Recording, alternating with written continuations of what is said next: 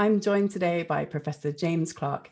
James Clark is the Scientific Director for Circa Group since 2019, and long before that, he's leading the Centre of Excellence for Green Chemistry at the University of York in England. Welcome, Professor Clark.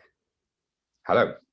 You've been involved with Circa for a long time. I mentioned that you're Scientific Director since 2019, but tell us a little bit about that relationship that you had already prior to that.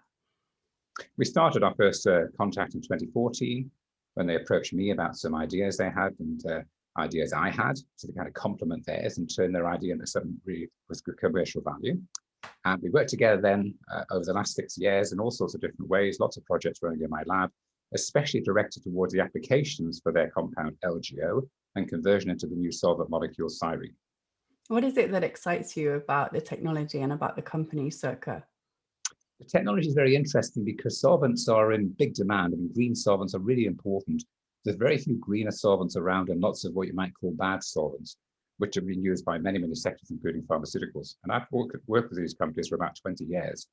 And they've always identified problems in terms of handling, in terms of toxicity, in terms of various other issues, environmental and human health issues. We need greener solvents. There are very few around. Cyrene, as it turns out, only 2 steps away from woody biomass via Circa's molecule LGO, is a fantastic new opportunity. It's a very interesting molecule with all sorts of interesting properties that can be used to replace more toxic solvents such as NMP and DMF, and all sorts of other interesting possibilities that come up all the time. It continues to excite me with the newness, with the excitement about the unexpected nature sometimes of Cyrene behavior and Cyrene properties.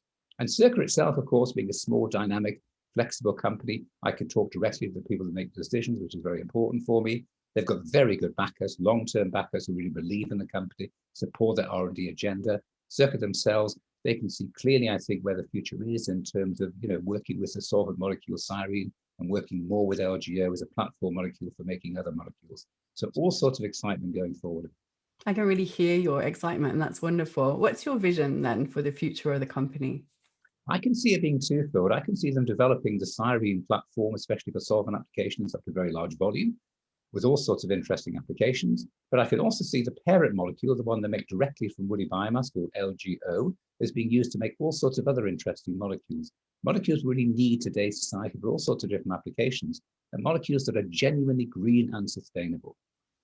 Thank you so much, Professor James Clark, for joining me today. Thank you.